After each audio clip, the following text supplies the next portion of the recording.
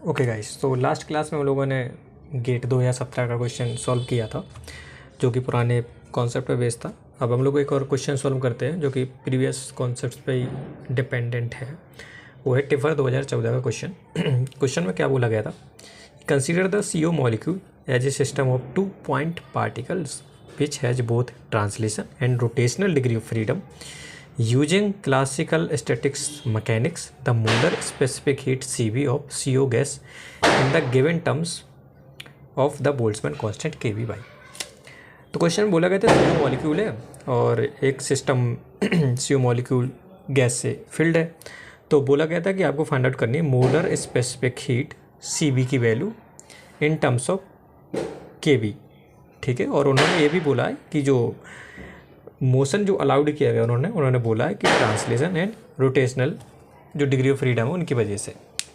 तो ये हमारा प्रॉब्लम वही है। अभी ट्रायोटोमिक के लिए सॉल्व किया था, ये डायोटोमिक वाला क्वेश्चन है। तो डायोटोमिक में आप लोगों को कॉन्सेप्ट मैंने पढ़ाया था, सॉरी पढ़ाना वर्ड थोड़ा वैसा लगेगा। डायोटोमिक में हम लोगों ने थोड़ा सा कॉन्सेप्ट डिस्कस किया था जिसमें मैंने आपको बताया था कि ये डायोटोमिक आपका 2 प्रकार का बॉन्ड बनाता है, जिसमें हम लोग नॉन रिजिड और रिजिड की बात कर रहे थे। नॉन रिजिड में हमारा वाइब्रेशन मोशन अलाउड था, बट नॉन रिजिड की जब बात कर रहे तो वाइब्रेशन मोशन नहीं था।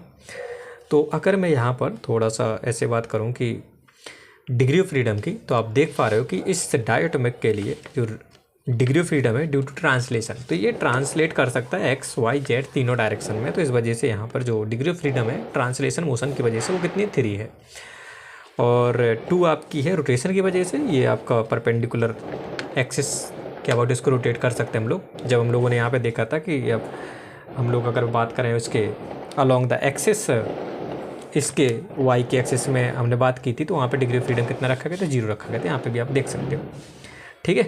तो 0 वाइब्रेशन की वजह से था।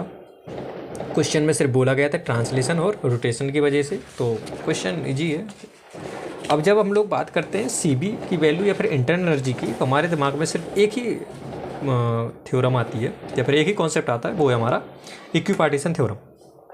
और ये चीज़ हम लोग पिछले 5 सवालों में यही यूज कर रहे हैं, इक्विपार्टीशन थ्योरम, उसी के बेस पे हम लोग सॉल्व कर रहे हैं प्रॉब्लम।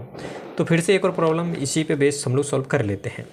ये हमारा CO मॉलिक्यूल है और ये डायोटोमिक है। डायोटोमिक के लिए उन्होंने अलाउड जो आपकी डिग्री ऑफ फ्रीडम बोली 3 ट्रांसलेशन एंड 2 रोटेशनल। और जब डिग्री ऑफ फ्रीडम पता है तो इक्वेशन पार्टीशन थ्योरम बोलती है कि हर एक डिग्री ऑफ फ्रीडम की वजह से जो आपकी इंटरनल एनर्जी में कंट्रीब्यूशन होगा वो हाफ KBT का होगा। तो यहाँ पे 3/2 KBT कंट्रीब्यूशन होगा ड्यू टू ट्रांसलेशन और 2 × 1/2 KBT कंट्रीब्यूशन होगा ड्यू टू रोटेशन। तो अगर मैं एक मॉलिक्यूल की बात करूँ तो U1 की वैल्यू आ जाएगी 5/2 KBT, और यहाँ से एक मॉलिक्यूल के लिए जो स्पेसिफिक हीट आएगी वो आ जाएगी 5/2 KB। अगर मैं कंप्लीट गैस की बात करूं तो कंप्लीट गैस के लिए अगर मैं n मॉलिक्यूल्स कंसीडर कर लूं, वैसे आंसर में तो सिर्फ उन्होंने क्या बोला इन टर्म्स ऑफ Kb और एक मॉलिक्यूल के लिए बोला गया। और अगर मैं कंप्लीट देखो यहाँ पे बोला गया CO गैस कॉन्सेप्ट, यहाँ पे देखिएगा और क्वेश्चन में बोला भी गया था कि molar specific heat Cv of CO gas, मतलब ऐसे मॉलिक्यूल्स आपके बहुत सारे हैं और इन्होंने स्पेसिफाई नहीं किया गया था कि कितने आप मॉलिक्यूल्स ले रहे हो। बट मैं यहाँ पर अगर मैं गैस की बात कर रहा हूँ तो ऐसे नंबर ऑफ n मॉलिक्यूल्स हैं। तो n मॉलिक्यूल्स के लिए जो टोटल एनर्जी आएगी वो हो जाएगी आपकी 5/2 n KBT, और Cb की वैल्यू आ जाएगी सिंपली 5/2 n KB। अब मोलर स्पेसिफिक हीट के बारे में बोला गया था। तो जब मोलर के लिए बात करते हैं तो अगर एक मोल की बात करूँ तो उसमें नंबर ऑफ मॉलिक्यूल्स कितने होंगे? n मॉलिक्यूल्स होंगे। तो ये हो जाएगा हमारा Cb prime equal to 5/2 Na KB, ठीक है। और Na KB क्या लिख सकते हैं? R लिख सकते हैं। तो अगर क्वेश्चन में R के टर्म्स में क्वेश्चन ऑप्शंस नहीं है तो हम KB के टर्म्स में लगाएंगे।